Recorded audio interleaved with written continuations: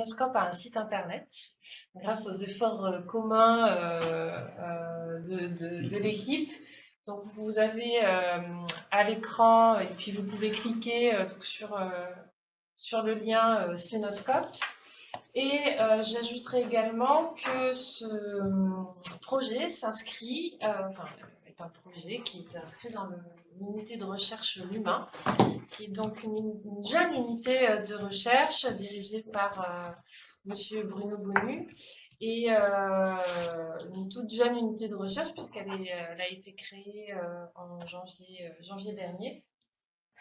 Et donc ce projet s'inscrit parmi l'un des axes de recherche de ce laboratoire. Une des premières actions entreprises dans le cadre du projet Cinescope est de caractériser l'œuvre scénographique, en partant du postulat que aussi bien les artistes que scénographes, qu'acteurs des institutions culturelles et surtout le public font l'expérience et du musée et du spectacle vivant, puisque c'est parmi les champs culturels les plus caractéristiques du travail de scénographie. Et ce sont donc les deux champs que nous avons privilégiés pour ce projet.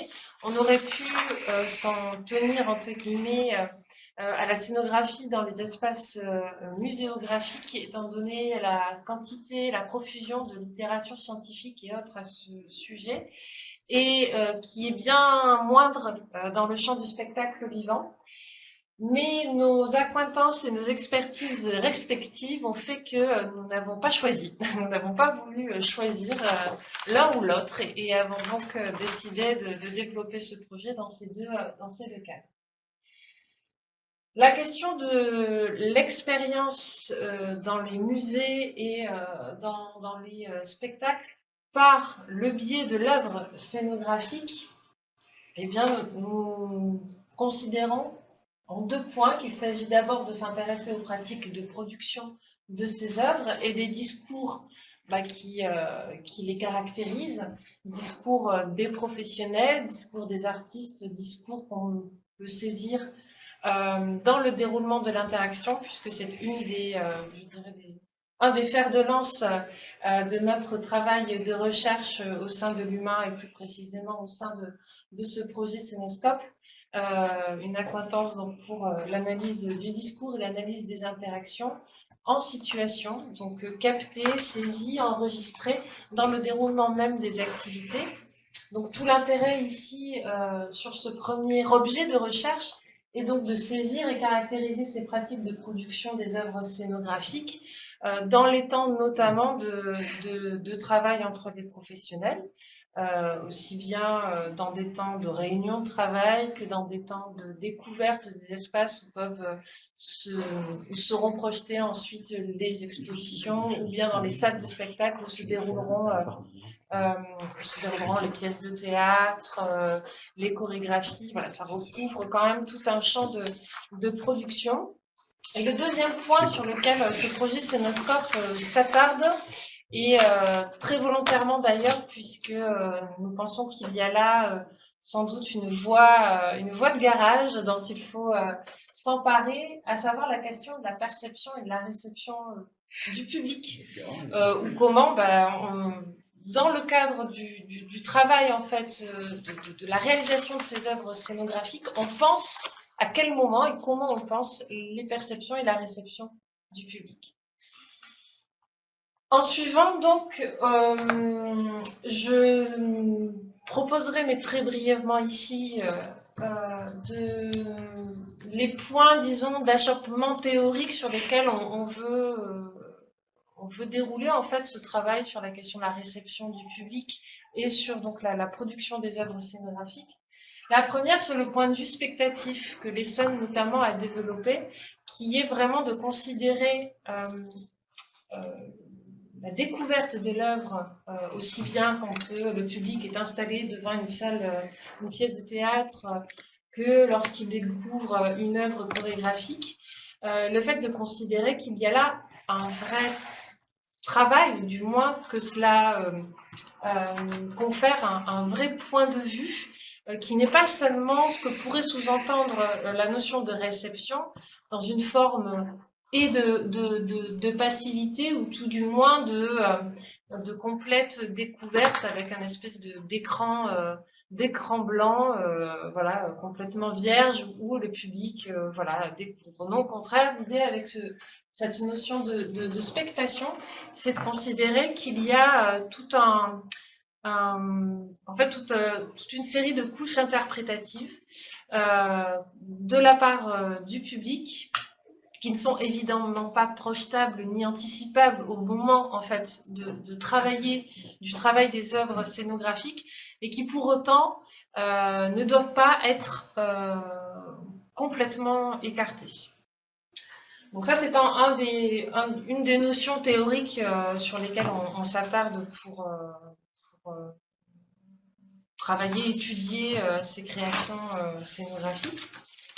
Je le disais en introduction, nous nous intéressons au champ du spectacle vivant et aussi à celui du musée. D'abord parce que l'un et l'autre, en fait, en termes de quantité de travaux scientifiques sur le sujet, effectivement, plus de choses sont développées dans le cadre du musée, mais on pourrait considérer que ce qui se fait aujourd'hui en termes de scénographie dans les musées, et pour avoir déjà pas mal échangé avec des scénographes, ce qui se fait en termes de scénographie dans les musées est de plus en plus inspiré de ce qui peut se faire en termes de scénographie dans le champ du spectacle vivant et de l'événementiel.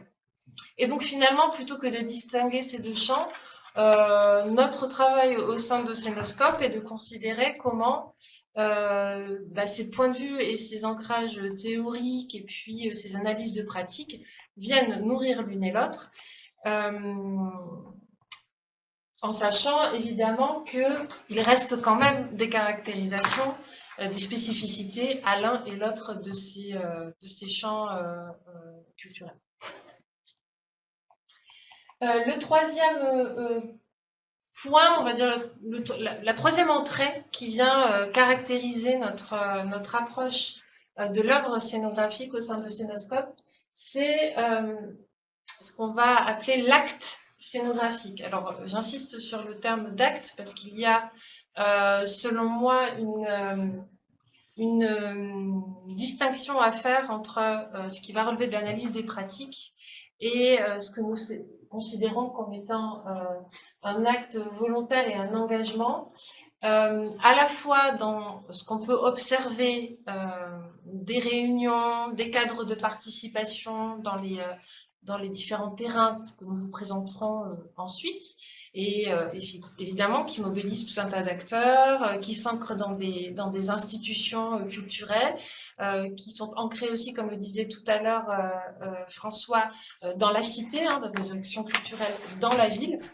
Mais en plus de ça, non pas au-delà de ça, en plus de ça, je dirais qu'il y a l'acte scénographique peut aussi se caractériser d'un point de vue interactionnel et discursif.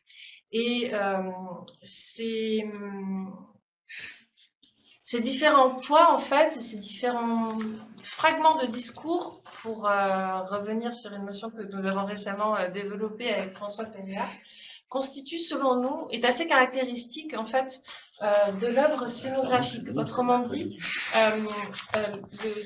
l'œuvre scénographique est un peu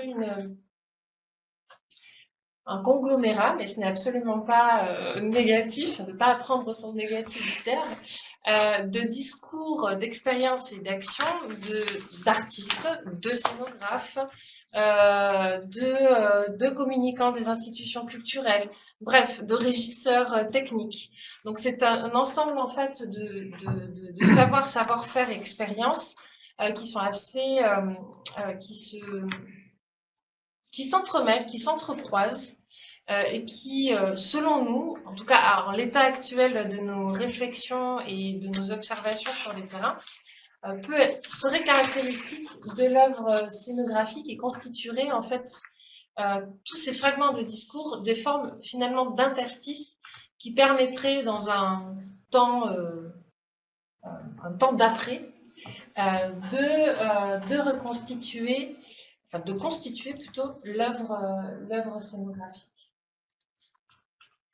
Peut-être je fais juste une parenthèse parce que de loin je ne vois pas s'il y a des questions sur l'interface. Pas pour l'instant. Mais voilà, on décide de réserver les questions, je dirais plutôt pour la fin de notre présentation si ça convient à tout le monde. Les gens disent Michel Idier est génial, faut continuer comme ça. Oui, bien sûr. Je vous remercie. Les gens ont été payés. Du coup, je passe dorénavant la parole à mon collègue François Péléa sur la deuxième partie. Deuxième objet de recherche caractéristique de notre projet Scénoscope, qui est donc les expériences muséales comme interaction. Très bien, merci beaucoup pour cette transition qui arrive assez rapidement. Voilà, le second aspect de cet ensemble de recherche est lié à l'observation des expériences, des comportements des spectateurs ou des visiteurs de musées en situation. C'est pas une question qui est récente ou c'est pas une question qui est nouvelle. Depuis le début du XXe siècle, il y a des gens qui s'interrogent là-dessus avec une double caractéristique dans les approches. D'une part, la mobilisation systématique de dispositifs technologiques pour capter les choses. On a Gilman qui en 1916 photographie les postures des gens devant les œuvres. On a Melton qui en 1933 va chronométrer le temps qu'ils vont passer. Donc l'idée qu'on doit essayer d'objectiver ce qui est plutôt de l'ordre du sensible, une expérience, un ressenti, des comportements, et donc on essaie de les capter avec des dispositifs techniques. Et puis il y a d'autre part, et c'est normal parce que ça fait partie, on est ici dans un séminaire, ça fait partie eh bien, de l'histoire et des démarches scientifiques. Il y a des orientations qui sont prises. Par exemple, dans les années 50-60 en France, les recherches elles sont largement influencées par l'idée d'une dimension éducative qu'il doit y avoir dans l'expérience, qui est liée à un profilage social. En gros, telle ou telle catégorie sociale aurait tel type d'expérience et il faudrait leur apporter tel ou tel élément de savoir pour pouvoir leur permettre d'accéder à une culture qui serait une culture de référence. À la fin des années, depuis les années 80-90, et ça, on peut changer et on essaie de voir véritablement comment les gens librement, dans des contraintes et dans une situation, je vais revenir, se déplacent, réagissent, interagissent dans un espace, et on n'est plus moins sur une vision qui est une vision éducative, mais on est sur une vision qui est une vision d'interaction, l'expérience comme étant une interaction. Et cette interaction, elle est caractérisée notamment par le fait que c'est rarement une expérience qui est une expérience en solo, en singleton, dit Manus dans le cadre de la muséographie, mais on est véritablement dans une expérience de co-visite que l'on fait à deux, pour tout un ensemble de raisons. Alors, cette co-visite, diapositive suivante, s'il vous plaît. Pas du tout. Alors, vous avez fait mon PowerPoint comme ça. D'accord. Alors, pas diapositive suivante. Il n'y a pas de souci. Si tu veux la co-visite, voilà. Non, pas du tout non plus. Oui, voilà, excuse-moi, non plus. Oubliez le diaporama. Je reviendrai sur les images en temps réel et ça m'apprendra à m'être complètement déchargé, évidemment, de toutes les contingences du PowerPoint sur mes collègues qui l'ont fait brillamment. Je les en remercie très sincèrement. Donc, cette co-visite, elle est importante parce que on sait que allez, au moins les 3/4 des visites qui ont lieu dans les musées, je vais plutôt rester sur les musées ici, ce sont des visites qui sont en co-visite et on sait que au moins la moitié du temps qui est consacré à la visite est passé à autre chose qu'à parler, dans le cadre de cette co-visite, qu'à parler de la muséographie elle-même ou de l'exposition elle-même. Ça veut dire que resituer dans le cadre de la co-visite et resituer dans le cadre de l'interaction, c'est replacer cette expérience culturelle au carrefour de tout un ensemble de relations sociales, humaines que l'on a. Et ça veut dire complexifier un petit peu l'objet. Il ne s'agit pas juste d'observer comment une personne réagit à un objet qui est exposé ou à une mise en scène, mais il s'agit de situer cela dans une expérience qui est collective, commune, et qui consiste aussi à observer les comportements non, à la croisée d'autres dynamiques autres que muséales. Je vous donne un exemple très simple, l'exemple d'une expérience qui observe que tel tableau doit être particulièrement intéressant parce que à l'œil on remarque que les gens y sont, mais quand on regarde un petit peu les dispositifs en termes de co-visite, eh ben on remarque qu'il y a beaucoup de gens devant ce tableau parce qu'ils attendent les personnes qui sont aux toilettes juste à côté. Voilà. Donc en prenant en compte ce que font les autres autour du sujet, eh bien on a d'autres dynamiques qui permettent d'expliquer les comportements. Alors cette co-visite, elle est vraiment essentielle. Il y a toute une littérature qui pointe tout un ensemble d'influences qu'elle a. Elle va venir déterminer chez De Benedetti, par exemple, la motivation et la satisfaction que l'on a. Elle est très dépendante des personnes avec qui on visite. Elle va déterminer les cheminements qui sont négociés verbalement, à plusieurs auteurs, chez Edelman notamment. Elle va déterminer, il y a des corrélats qui sont faits, par exemple, chez Mondada, entre les tours de parole dans la co-visite et les séquences de marche. C'est-à-dire qu'on marche en fonction de comment on parle dans ces co-visites. Les gestes, évidemment, et les postures qui vont venir pointer l'attention et la concentration sur les œuvres. On a des comportements proxémiques avec des alignements qui s'opèrent devant les œuvres. Et donc, des comportements à la fois physiques observables, des comportements aussi cognitifs qui sont influencés par cette co-visite, les processus d'interprétation, des processus d'ajustement des émotions qui sont ressenties. Donc, l'unité un petit peu sur laquelle nous nous basons, c'est celle de la co-visite. Alors, saisir cette expérience du sujet, c'est la saisir dans la co-visite, et du coup, excusez-moi, peut-être je vais ouais, non, toujours pas. Vraiment, non. Reviens sur la précédente, s'il te plaît. La saisir, on voit qu'on a affaire à un phénomène qui est complexe, et on va l'envisager depuis 3 angles d'attaque. Le premier, c'est l'intitulé, en fait, qui me perturbait. Alors, il est marqué observer des visites, mais vous allez lire cadre et propositions scénographiques, et l'idée de resituer cette co-visite dans... Non, tu peux la laisser, merci, et mettre voilà, merci beaucoup, ça apparaît. De resituer cette co-visite dans un contexte, dans une situation qui sert de cadre. Ce que l'on voit ici, c'est cet extrait d'un document d'élaboration scénographique d'une exposition qui a lieu au musée de l'Éphèbe. Alors, le musée de l'Éphèbe est au Cap d'Agde. Il est caractérisé, on va venir à vous, il est caractérisé, il a été construit autour d'une pièce majeure qui est l'Éphèbe, représentant probablement Alexandre le Grand adolescent, et qui a été découverte dans le lit de l'Hérault par le grand-père de votre camarade qui est ici présent. Alors, vous voyez, les hasards sont là. Et d'ailleurs, la salle où est exposé l'Éphèbe dans ce musée, qui porte ce nom, c'est la salle Denis Fonkerle, du grand-père de notre camarade, donc qui est assuré d'avoir la moyenne, évidemment, dans le master humanité numérique, ne serait-ce que par respect pour l'inventeur que fut son grand-père. Mais voilà, donc dans ce musée, il y a une exposition qui a été élaborée qui s'appelle Fortune à bord, autour de l'échouage, ça se dit, c'est pas très beau, d'un bateau qui a coulé au large de Maguelone, et où il y a eu des recherches archéologiques extrêmement intéressantes, et donc une entreprise spécialisée dans la scénographie est venue retravailler l'espace de 3 salles de ce musée pour créer tout un dispositif scénographique. Alors, je sais pas, si vous le voyez aussi à l'écran. Donc, vous voyez en gros que chaque panneau, chaque objet exposé est intégré dans des vitrines ou dans des panneaux qui viennent à la fois servir d'exposition, mais à la fois aussi contraindre ou tout du moins orienter les déplacements et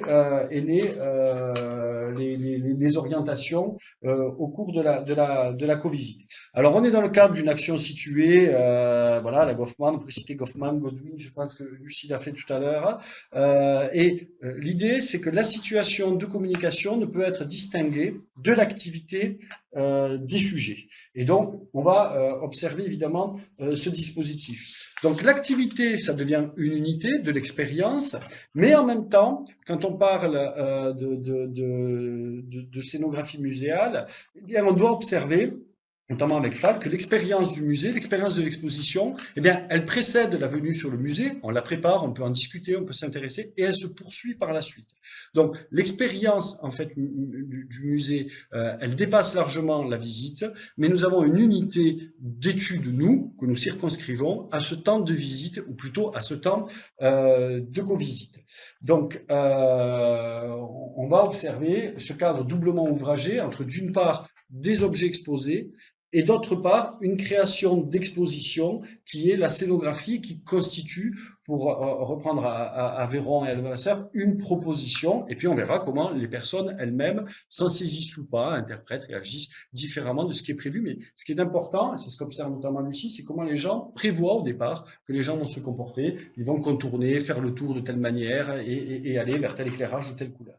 Donc, le premier point, c'est ce cadre situationnel. Le second point, c'est celui de l'observation des interactions, puisqu'on l'a mis en avant. C'est une approche des conversations, des interactions qui a lieu entre les co-visiteurs. Donc avec des outils de l'analyse des interactions et de l'approche des conversations, parce qu'il s'agit aussi d'intégrer les conversations anodines qui viennent tramer cette visite et qui peuvent ne rien avoir avec la visite elle-même, mais qui peuvent à un moment avoir des incidences sur celle-ci, sur les orientations. Donc on a mon geste devrait t'inviter à passer. Ouais, je sais, donc je vais verbaliser. Peux-tu passer à la diapo suivante? Voilà, merci. Donc, on va observer comment les gens réagissent face aux œuvres, ce qu'ils échangent, la manière dont ils se comportent, les gestes qu'ils font, un lexico pour désigner par exemple, et évidemment les déplacements qu'ils ont. J'accélère un peu parce que je vais être en retard. C'est vrai? D'accord, merci maman. Donc les situations, c'est problématique. C'est le contexte, les interactions humaines. Un troisième axe qui est le nôtre, c'est celui des interactions entre les humains et les objets. On est ici dans une perspective qu'on pourrait retrouver, pour ceux qui sont inscrits en sciences du langage, dans l'approche texte-discours-interaction de Marianne Pavot, qui est une approche symétrique qui invite à considérer dans les relations d'interaction les relations qu'il y a évidemment entre les individus, mais aussi avec les objets, parce que les objets aussi parlent en quelque sorte, alors soit explicitement, il y a des inscriptions par exemple sur des panneaux, mais aussi parce qu'ils nous invitent, alors on est dans la perspective des affordances qui a été développée notamment prioritairement par Gibson, mais qui vont venir nous inviter à agir de telle ou telle manière et à envisager, interpréter les choses de telle ou telle manière. Par exemple, la poignée d'une porte, le grand classique, nous invite à avoir une certaine action et à penser une certaine action. Donc, les objets eux-mêmes viennent participer aux activités de cognition qui sont les nôtres. Alors, dans les musées, ces objets, ils sont divers et variés. Il y a des objets qui sont exposés. Il y a des objets qui peuvent être discursifs ou pas, d'ailleurs. Ça peut être un manuscrit ou ça peut être un vase. Il y a des objets qui sont des objets de médiation, des cartels, des indications. Alors, les objets exposés, vous les avez par exemple dans la vitrine un peu orangée. Vous avez voilà, une chaussure, vous avez un couteau, je ne sais plus. Vous avez des objets de médiation, qui sont les textes qui viennent leur donner un petit peu... qui participent à créer un contexte linguistique d'interprétation. Et puis, il y a l'objet scénographique lui-même. Ici, il y a un panneau. Quand on arrive, eh bien, on a plutôt l'impression qu'on va s'arrêter un moment et puis qu'on va devoir faire le tour pour aller voir derrière. Il occulte en même temps qu'il montre. Voilà. Donc, c'est aussi des objets qui vont venir orienter le comportement et l'expérience des visiteurs. Au même titre, donc, que la situation, les objets et les interactions entre personnes. Donc, on est, hop, non, je suis remonté, ah voilà. On a à la faveur de ces trois lignées d'approche, les objets, les outils culturels, les transactions et les relations humaines et la situation et le contexte, on a tout un ensemble de dispositifs et de concepts et de notions que l'on peut venir raccrocher pour éviter de se retrouver. J'évoquais au début la complexité des comportements humains. Donc, il faut trouver une manière de l'appréhender d'une manière qui soit un peu structurée, si ce n'est ordonnée. Donc, on a trois axes d'observation, on pourrait dire, et dans les zones frontalières de ces axes d'observation, on voit apparaître des lieux, des points de questionnement ou des concepts que l'on peut mobiliser. Donc ça, c'est un petit peu l'axe d'approche qui est le nôtre. Et le second, c'est d'observer réellement, pour pouvoir alimenter cette sorte de construction théorique, il faut qu'on ait un corpus, c'est-à-dire des éléments, des faits qui émergent, que l'on collecte sur le terrain et que l'on va venir interroger. C'est excuse-moi, voilà, c'est le dispositif que nous mettons en place. Alors, je le montre un petit peu de manière rapide, mais on équipe en fait des personnes qui vont faire la visite, alors des deux personnes, puisqu'on est dans le cadre de co-visite. On aimerait avoir des groupes plus grands, mais c'est plus cher, donc pour l'instant, on fait avec ce qu'on a. Donc, d'une part, enfin, de ces boîtiers qui vont alors, on fait des entretiens autour, mais ce qui nous intéresse, c'est vraiment d'observer en cours d'action les comportements. Donc, ces boîtiers vont capter deux choses. D'une part, ils vont capter les mouvements à l'intérieur. C'est très difficile, ce que je disais tout à l'heure à vos camarades avant de commencer. On a l'impression que la géolocalisation, comme on la trouve sur nos smartphones et dans les voitures, c'est quelque chose de très facile à mettre en place. En fait, la géolocalisation indoor, c'est quelque chose d'extrêmement compliqué. Donc, on développe avec des élèves des sciences de l'ingénieur qui sont de Polytech, voilà, je voulais citer quand même l'école, un dispositif avec des puces RFID qui est complètement inédit pour notre projet Cénoscope. Donc ici c'est le proto, hein, il est orange, il est gros, mais il rétrécit au fur et à mesure. Et d'une part, donc il va géolocaliser les personnes avec de l'horodatage, une boussole, de l'inclinaison, les accélérations, parce que il suffit pas de savoir à un moment qu'une personne est à tel endroit sur le plan, mais il faut qu'on puisse voir ce qu'elle regarde. Si devant elle il y a une vitrine, une personne, une fenêtre qui l'invite à regarder à l'extérieur. Donc tout ça, c'est ce dispositif qui nous permet de le savoir. Et puis d'autre part, eh bien, ce boîtier permet d'enregistrer les conversations qu'ont les gens selon deux modes. Et alors, ce que je veux préciser, c'est que évidemment toutes les personnes sont volontaires et elles choisissent les données qu'elles veulent donner, qu'elles veulent nous fournir, soit que la géolocalisation, soit rien, soit que la géolocalisation, soit la géolocalisation plus les conversations. Et là, on a deux modes. On a un mode bruit conversationnel, c'est-à-dire on sait que on n'entend pas les mots qui sont dits, mais on sait qu'à tel moment et à tel endroit, les personnes parlent ou ne parlent pas, qu'il y a des moments dans la visite de tension qui vont venir provoquer de l'échange verbal ou pas. Et puis, dans la version la plus riche du point de vue du corpus, eh bien, on va pouvoir enregistrer des interactions entre les gens.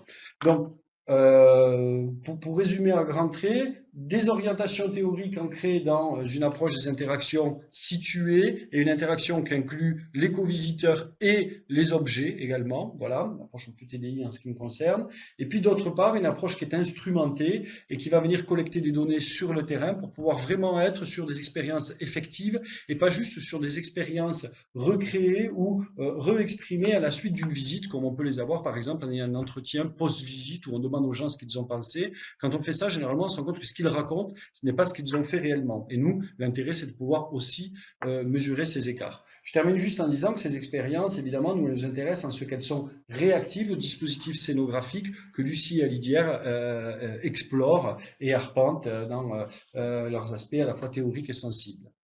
Donc, comment? On va m'appeler Dora maintenant. On va t'appeler Dora l'exploratrice et nous t'achèterons un petit singe et un sac à dos rose, bien évidemment. Enfin, le petit singe, tu l'as déjà. Je la fais avant qu'elle la fasse. Donc, vous avez vu que, comme on est un peu plus âgé, on a chacun pris un bout d'une activité de recherche, comme ça on se fatigue pas trop. Mais il y en a une qui, elle, par contre, parce qu'elle elle doit faire ça dans le cadre d'une thèse, couvre un petit peu l'ensemble du champ et en plus conceptualise de nouvelles choses avec le brio que lui connaissent tous les gens de son entourage et qui l'apprécient. Et comme voilà, il s'agit d'Isabelle Ilanès, comme je sais qu'elle est toujours très détendue quand elle doit prendre la parole, je fais cette petite introduction afin de ne pas mettre la pression. Peut-être pour ajouter pendant que Isabelle vous tournez l'écran pour qu'on vous voit, c'est que j'ai oublié de le signifier en présentation de Cénoscope, mais les terrains d'observation qui sont ceux de Cénoscope et dont va vous parler Isabelle, du moins pour l'un d'entre eux, Peut-être pour précision, donc à l'image de présentation, peut-être pour Oui. la photo de gauche, c'est donc le musée Paul Dupuy à Toulouse, donc que va vous présenter un peu plus avant Isabelle. Ensuite, l'image à droite en haut, donc c'est le château Laurence. Laurent. De la ville d'Agde, en fait, où prochainement, fin 2021, 2022, devraient se dérouler certaines des actions culturelles auxquelles nous participons avec le projet Cinescope, et notamment donc une chorégraphie de la compagnie de Mathilde Brunier, un festival, etc. Et l'autre, l'image du dessous, c'est donc une des réunions de travail qui réunit artistes, scénographes, directeurs de salles d'expo, à la ville, personnel administratif, à la ville d'Agde, dont une séance de travail autour de la scénographie d'une exposition dédiée à des créateurs de bijoux, donc à leurs œuvres. Voilà, donc ça fait partie des terrains d'observation du projet Cinescope, et donc je laisse la parole à Isabelle pour nous présenter l'un de ces terrains et ses recherches. C'est pas du tout le que j'ai pas envoyé. Donc bonjour à tous, merci beaucoup pour votre présence. Donc je m'appelle Isabelle Yanès, je suis doctorante au laboratoire Lubin sous la direction de François Péréa et Lucia Lidière ici présents. Donc dans le cadre de ma thèse, je m'intéresse aux dispositifs scénographiques, plus particulièrement aux espaces à l'intérieur desquels ils se déploient, et à l'intérieur desquels donc on trouve un certain nombre de discours. Donc je vais, alors excusez-moi, au niveau de ma thèse, donc je suis sur 4 terrains. Donc le musée Paul Dupuy, que vous pouvez voir sur la diapo ici, qui est donc le musée des arts précieux à Toulouse. Le musée Georges Laby, qui est le musée des arts d'Asie et de l'Égypte antique, à Toulouse également. Le musée de l'Éphèbe au Cap d'Agde, donc qui est le musée d'archéologie sous-marine, et le centre culturel de Kiasma, qui propose une programmation variée entre ballet, cirque, représentation théâtrale. Donc j'ai réalisé mes premières observations de terrain au musée Paul Dupuy dans le cadre de sa refonte scénographique. Qu'est-ce que c'est que ce travail de refonte scénographique? C'est un travail de réaménagement de l'espace et de mise en discours par une redistribution des œuvres, des expos, autour d'un fil conducteur. Donc c'est ce que Jean Davalon muséologue, appelle l'espace synthétique, donc l'espace physique au sein duquel sont agencés les expos, et le monde utopique, qui est l'espace de construction du sens et l'espace de compréhension du discours communiqué par l'exposition. Donc très concrètement, comment s'organise cette refonte scénographique? Elle s'organise en cabinet, dans des espaces très différents que vous pouvez voir là sur les photos, parce que le musée Paul Dupuy s'étend sur plusieurs niveaux, du rez-de-chaussée du sous-sol au 3e étage, avec des espaces, comme vous pouvez le voir à gauche, qui sont très typiques de la région toulousaine, en briques toulousaines. Donc très concrètement, en fait, cette refonte scénographique s'organise en cabinet curiosité, cabinet de préciosité, cabinet du pré-cinéma. Donc j'ai pu assister notamment à un tournage sur le pré-cinéma. Donc c'est un film qui sera diffusé donc dans le cabinet du pré-cinéma, un film de médiation. On trouvera d'autres choses également. On trouvera également des lanternes magiques. On pourra observer à travers des kinoras. Donc c'est l'élément que vous voyez, l'appareil que vous voyez à gauche, à l'intérieur duquel on met une bobine avec des images. On tourne une manivelle et donc ça anime les images. Ça produit une animation. Dans le cadre du tournage du film sur le pré-cinéma, vous voyez l'image au milieu. Le 2e étage du musée a été transformé en studio, et du coup la compagnie Les Rémouleurs qui est donc une compagnie spécialisée dans les arts scéniques et dans la projection d'ombre et lumière, a réalisé en partenariat avec une scénariste et un ingénieur image, un scénario, et ils ont filmé les appareils. Donc là, vous pouvez voir une lanterne magique.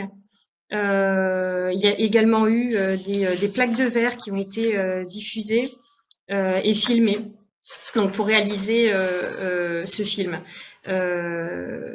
Ce ne sont pas les seuls intervenants dans le cadre de cette refonte scénographique. Il y a également des étudiants en école de design qui sont intervenus pour la création d'un mur en paperole. Donc, c'est une technique qui date de la Renaissance, qui a été particulièrement utilisée au XVIIIe siècle dans les couvents pour réaliser des objets décoratifs. Et qui aujourd'hui est dans les loisirs créatifs. Donc ces étudiants en fait ont fait des travaux de recherche exploratoire. Donc vous pouvez voir sur la droite un échantillon. L'idée du coup c'était de faire des recherches pour faire donc ce mur en paperole. Je crois que j'ai pas dit que c'était une technique d'enroulement de papier pour les personnes qui ne savent pas. Et donc là, c'est un petit peu comme sur le tournage, j'ai pu relever des points d'attention particuliers, voilà, qui concernent en particulier les volumes, les matières, la réflexion de la lumière, les jeux d'ombre et lumière. Voilà, donc au niveau des intervenants, il y a un troisième intervenant qui a été sollicité par Monsieur Francis Saint-Genès, donc conservateur du musée Paul Dupuy, qui est un scénographe, designer, qui s'appelle Monsieur Eric Benquet, et qui va intervenir sur la majeure partie de la scénographie. Donc là, j'ai également pu observer les mêmes points d'attention, hein, c'est-à-dire travailler sur un espace qui est un espace plastique, un espace esthétique, travailler également la production de sens en portant un intérêt particulier sur l'espace, sur le corps également, le déplacement des visiteurs en fait dans l'espace et avec les expos et également les unités d'exposition. Donc, toutes ces choses-là étaient des points d'attention vraiment récurrents chez ces trois intervenants externes. Également, le discours, la mise en discours, les objets, les matériaux. En fait, ces observations m'ont amené à plusieurs explorations théoriques dans le cadre de ma thèse. Premièrement, il m'a paru intéressant de mobiliser la linguistique symétrique de Marianne Pavot pour deux aspects. Le premier concerne les matérialités plurielles du langage. Par exemple, les objets participent de la production langagière, production discursive et production de sens. Le deuxième aspect, ce sont les objets discursifs graphiques et non graphiques. Donc, j'aimerais pouvoir envisager de considérer une unité d'exposition donc constituée d'un cartel, d'un objet, d'une œuvre et d'un support de présentation comme un objet qui agit sur le visiteur, qui invite à la contemplation ou qui invite peut-être à un déplacement ou peut-être à la conversation. Donc, dans le même ordre d'idées, on pourrait considérer un expo comme un objet discursif non graphique et qui agit également sur la production de sens et la production langagière. Donc ça, c'est la première exploration théorique que j'ai faite. La deuxième, c'est que donc je vous ai présenté trois intervenants externes. Il y a évidemment aussi les intervenants du musée. Donc, on a plusieurs pôles de compétences. On a le conservateur, on a des personnes spécialisées dans la médiation, dans la communication, dans la programmation. Donc, on trouve en fait un certain nombre de discours qui s'entrecroisent au musée pour former une sorte de socle, de ressources à l'intérieur de laquelle puiser vers une production discursive nouvelle en direction des publics. Donc cette observation-là m'amène à explorer la dialogisation interdiscursive et interlocutive proposée par Jacques Bress. Tous ces discours, je saute au dernier point, je reviendrai à celui d'avant ensuite.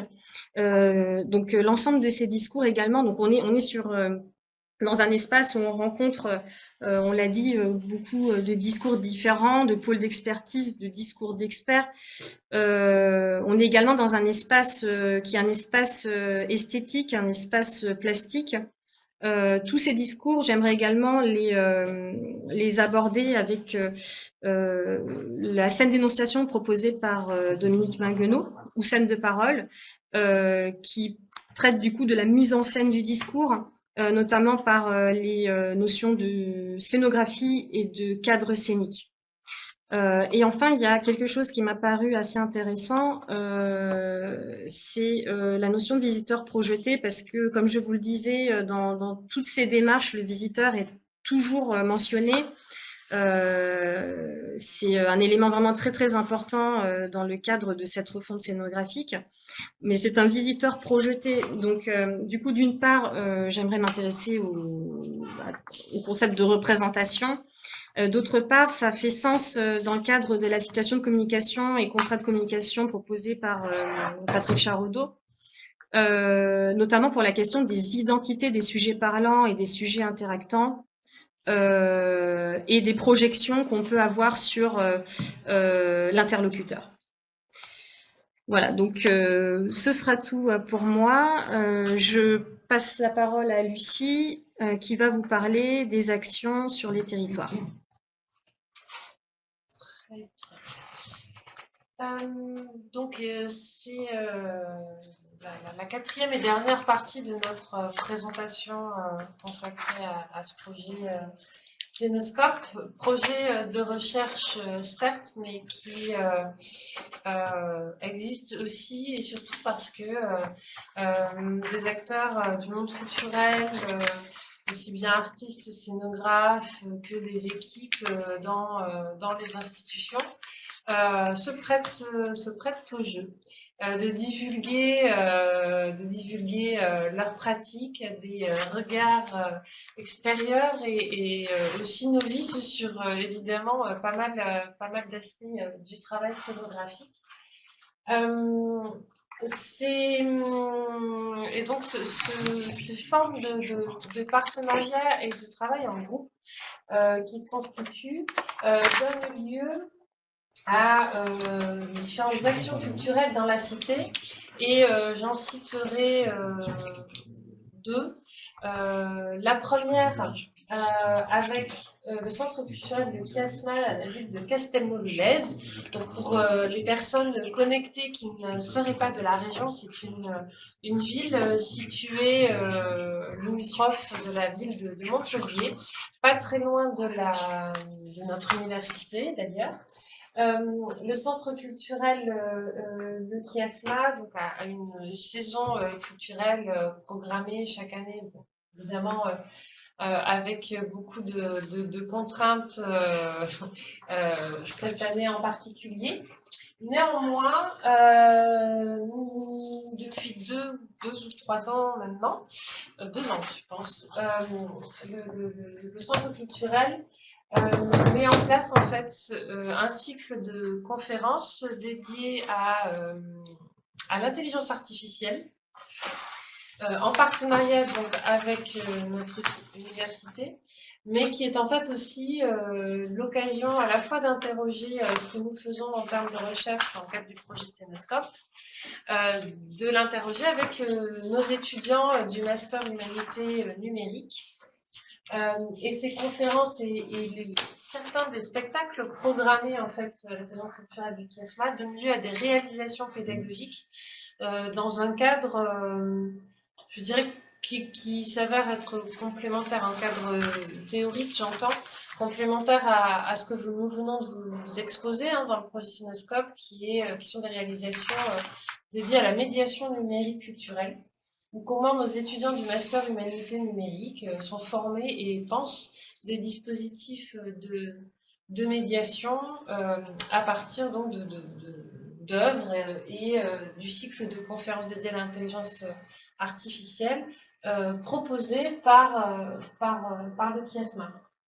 Donc c'est un terrain à la fois de recherche et aussi un terrain d'application pour nos enseignements au sein du master. L'autre action culturelle sur laquelle on pourra François apportera certainement des éléments complémentaires, étant très attaché à la ville d'Agde, et donc une action double en fait, parce qu'elle elle pointe à la fois vers la mise en place d'une exposition donc, sur l'ère des bijoux, une exposition qui va montrer au public un certain nombre d'œuvres de ce type, bijoux de créateurs, d'une trentaine de créateurs différents quand même. Donc le travail justement de scénographie est actuellement observé, déployé, grâce auquel on arrive nous à cerner en fait différentes intentions, aussi bien les intentions des institutions culturelles que celles des artistes, que celles des scénographes, et comment en fait cet ensemble s'entend pour véritablement développer un travail scénographique. C'est donc l'exposition en question est prévue pour 2022 et la dernière observation de terrain que nous avons pu faire était justement dédiée à l'espace, à la découverte de l'espace de cette future exposition. Et donc nous y participons en tant que simples observateurs, mais aussi partie prenante, puisque c'est d'une certaine manière cette recherche qui a aussi motivé en fait des partenariats, notamment voilà, avec certains scénographes et artistes, en plus de ceux en fait qui sont convoqués et qui sont les artistes créateurs des bijoux. Il y a des artistes qui travaillent à la scénographie, comme la chorégraphe Mathilde Monnier, puisque cette exposition sera complémentaire donc d'une chorégraphie proposée au Château Laurent, et qui d'ailleurs figurera l'inauguration, je pense, enfin en tout cas l'ouverture, les premiers jours en fait d'ouverture, de réouverture du château. Donc vous le voyez, ces actions de recherche, encore une fois, elles sont liées à des actions pédagogiques, elles sont liées à des actions culturelles, et on parvient comme ça à identifier différentes pratiques aussi culturelles, sociales, et tout un ensemble d'expertises très différentes. Qui donc évidemment sont enfin, très différentes de ce que nous pratiquons en termes de recherche, et pour autant qui permet de voir aussi comment ces actions, avec tout cet assemblage en fait, comme je disais, de pratiques, d'expertise, eh bien une véritable ont un ancrage en fait dans la cité. Et ce qui va aussi nous permettre, dans notre démarche de recherche, de suivre en fait l'expérience aussi du public et de sa découverte et de l'exposition et du spectacle qui aura lieu donc dans le château Laurent, et du château lui-même d'ailleurs.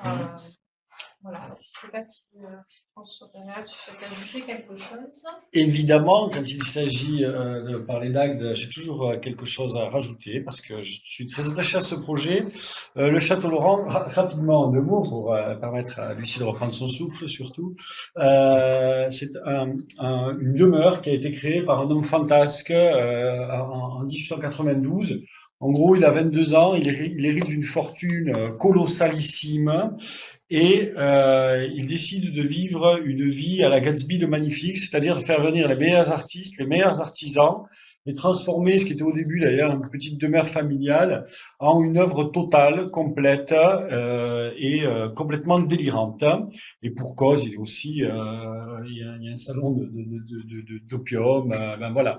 Bref, il fait venir, vous voyez le pont que vous avez derrière, c'est assez surprenant, il fait dévier la ligne de la SNCF pour permettre à ses camarades qui venaient de Paris notamment de pouvoir venir directement le week-end faire des fêtes. Un destin, voilà, donc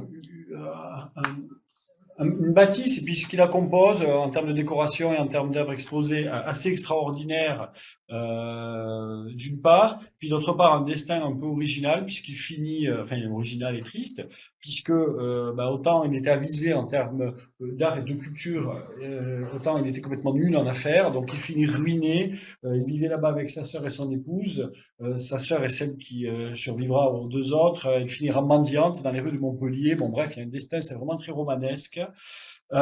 Ce château a été classé au monument historique. On va revenir à Sénoscope, je vous rassure, je ne raconte pas juste l'histoire de la ville enfin, du château Laurent. Il a été classé au monument historique de mémoire en 1996. La restauration commence dans les années 2000, entre 2010 et aujourd'hui. Elle s'achève là.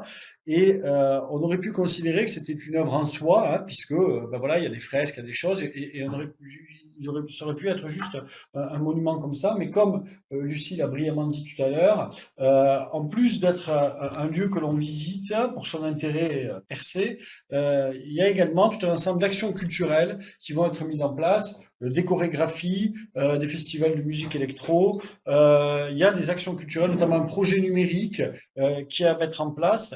Et ici, peut-être puisque je n'ai pas eu le temps de te donner les derniers raffinements qu'on nous a proposés, mais l'idée c'est que des chercheurs et des étudiants aussi d'ailleurs du master puissent faire un retour. D'ailleurs, on va embaucher un étudiant de master pour justement plein d'infos.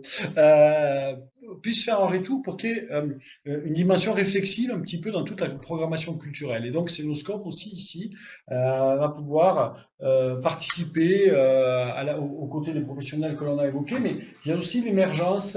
Ça répond aussi à l'émergence de nouvelles professions qui sont notamment liées autour du numérique et de la médiation culturelle, où bien la complexité des tâches, on l'a vu tout à l'heure, et ça devient instrumenté. Il faut une réflexion à la croisée de plusieurs métiers, nécessite d'avoir de nouvelles formes de médiation et donc de nouvelles professionnalités qui se mettent en place. Et dans ce cadre précis, dans cette niche,